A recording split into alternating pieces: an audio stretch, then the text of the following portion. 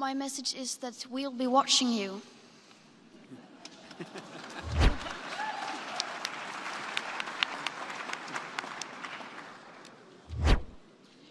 This is all wrong. I shouldn't be up here. I should be back in school on the other side of the ocean. Yet you all come to us young people for hope. How dare you? You have stolen my dreams and my childhood with your empty words, and yet I'm one of the lucky ones. People are suffering, people are dying, entire ecosystems are collapsing. We are in the beginning of a mass extinction, and all you can talk about is money and fairy tales of eternal economic growth. How dare you?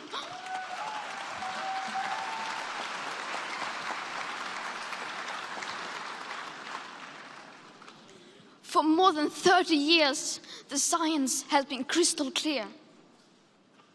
How dare you continue to look away and come here saying that you're doing enough when the politics and solutions needed are still nowhere in sight? You say you hear us and that you understand the urgency. But no matter how sad and angry I am, I do not want to believe that. Because if you really understood the situation and still kept on failing to act, then you would be evil, and that I refuse to believe.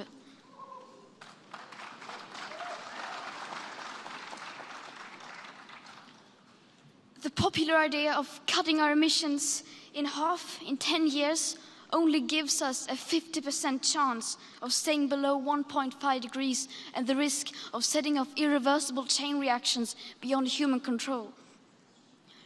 50% may be acceptable to you, but those numbers do not include tipping points, most feedback loops, additional warming hidden by toxic air pollution, or the aspects of equity and climate justice.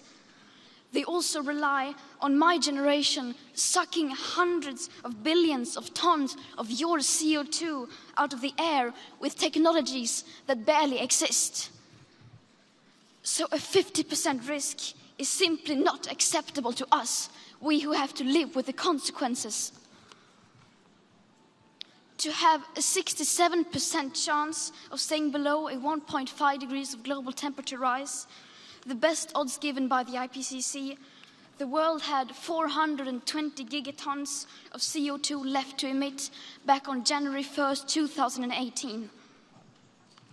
Today, that figure is already down to less than 350 gigatons. How dare you pretend that this can be solved with just business as usual and some technical solutions? With today's emissions levels, that remaining CO2 budget will be entirely gone within less than 8.5 years. There will not be any solutions or plans presented in line with these figures here today, because these numbers are too uncomfortable and you are still not mature enough to tell it like it is.